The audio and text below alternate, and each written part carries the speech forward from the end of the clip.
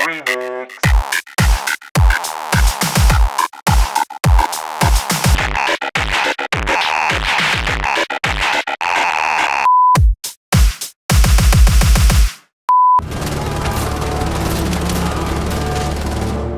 Playing Wolfenstein: The New Order a year late meant it was a regrettable omission from my best of 2014 list. The Old Blood helps rectify that by keeping many of the same strengths intact as its full-fledged brother when it released midway through 2015. Fluid, fast shooting, and well-written dialogue are Wolfenstein's strong suits, and while some aspects were lost in the transition to this sequel-prequel, there's still enough here to give it a well-deserved spot on this list.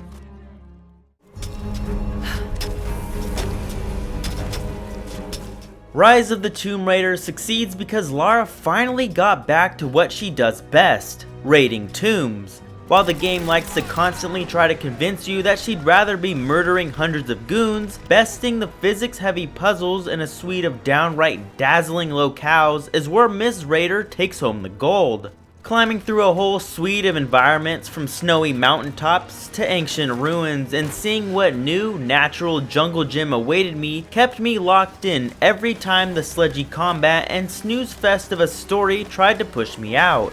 Lara may not be my favorite adrenaline-seeking treasure hunter, but she was my favorite one in 2015.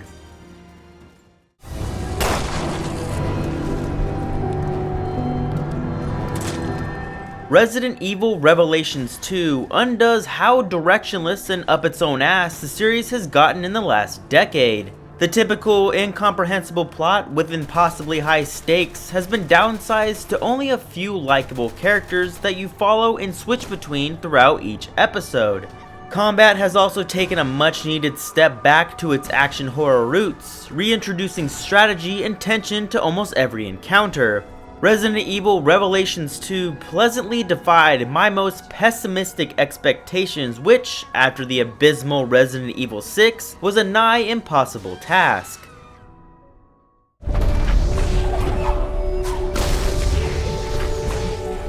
Beautiful describes many games, but if one game truly deserves that descriptor, it's Ori and the Blind Forest. Every game on this list is beautiful in some fashion, be it visuals, music, or tone, but Ori manages to blend these together in the most cohesive and powerful way. The hand-painted, colorful visuals delightfully weave together with the score, which result in an enrapturing and touching mystical tone. The difficulty spikes may seem like the antithesis of everything Ori does right, and while that can be rather aggravating during some sequences, the satisfaction yielded from the ability-based platforming overwrites the scattered moments of frustration. Ori and the Blind Forest did not have a sad conclusion, nor one that was coated in sugar and glee. However, the overall tone moved me to the edge of tears and was one of the most memorable experiences I had in 2015.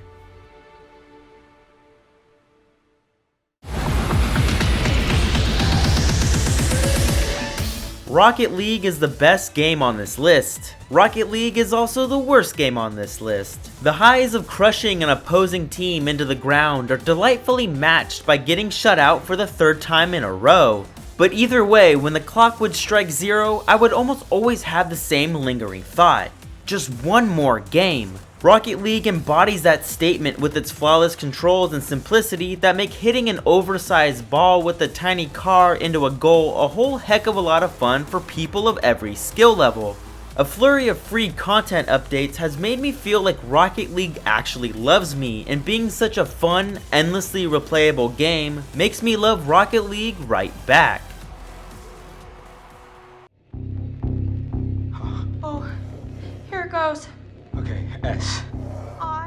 Until Dawn drastically undersells itself until you actually experience the final product for yourself. It's an unabashed bundle of horror movie cliches that gradually coalesce into something much more than the homage it outwardly presents itself as. Don't get my words twisted though, it still contains some classic horror themes, but the killer pacing, well-written dialogue, gorgeous visuals, and variability within the narrative make it one of the most frightening and engaging games of 2015. Nothing is worth spoiling in this video, which is why I won't show you more than one long clip, and why I probably won't do a full video review. You need to soak it all up firsthand to get why Until Dawn is worthy of this much praise. Given the quality and style of game, it out-Quantic Dream, dishing out an interactive story that will suck you in until dawn.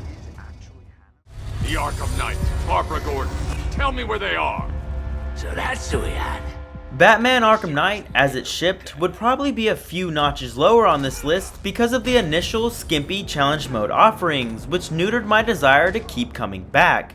However, those issues were mostly fixed through DLC like I had feared, but also in patches like I had hoped. The patched in character and difficulty selection and suite of recycled DLC maps gave it the replayability it was missing back in June and left a more positive impression as the patches slowly rolled in. These challenge modes capitalize on the exceptional combat, stealth, and exploration, a triple threat of brilliant mechanics that help give the campaign sensational pacing through 3 distinct and equally awesome styles of gameplay.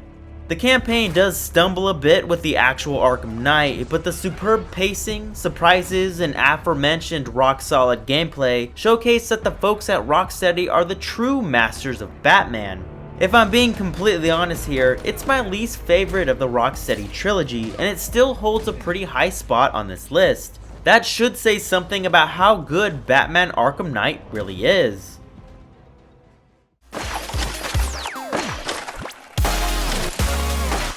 I can only skateboard in real life by lying stomach first on the board, but going by my skill in Ollie Ollie 2 Welcome to Ollywood, I'm a tiny Tony Hawk. This is because of the incredible skill progression Ollie Ollie 2 subtly demands of the player. It asks you to get better not only through beating levels, but completing challenges too. While the revamped and improved trick system positively changed how the game plays, the desire to get better was made possible by the quality and pacing of the difficulty, and the fact that the game is a complete dream to control. I still don't want to learn how to skateboard though. Achieving the incredibly hard platinum trophy in the sublime skating game that I came back to time and time again was reward enough.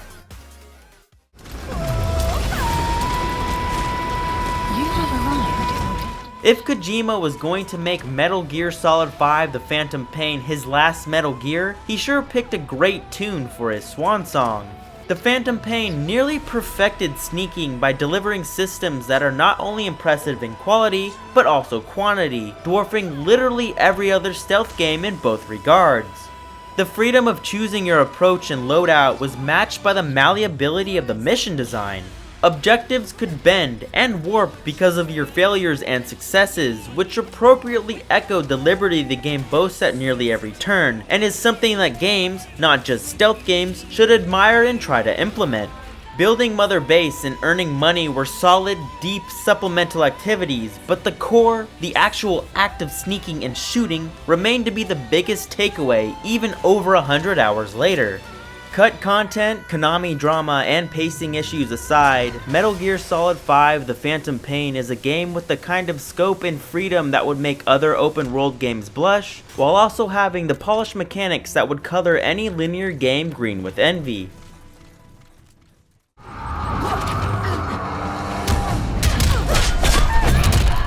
You can uppercut your mom's box, blow a basketball-sized hole through your father, and give your cousin a paralyzing blow to the back of the head. But under the genital mutilation and patricide lies one of the best fighting games ever made.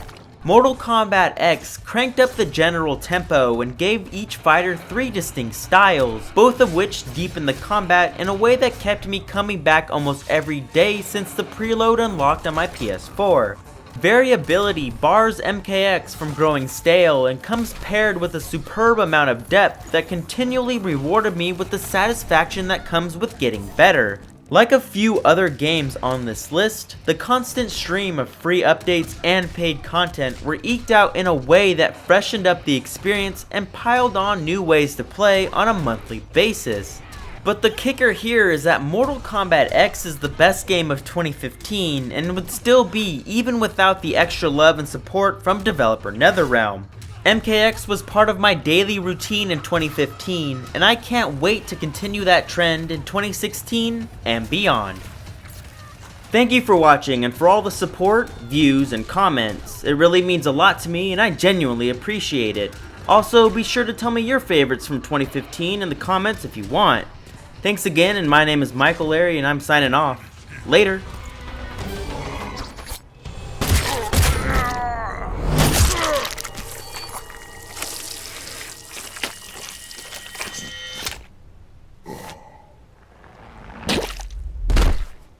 Cassie wins.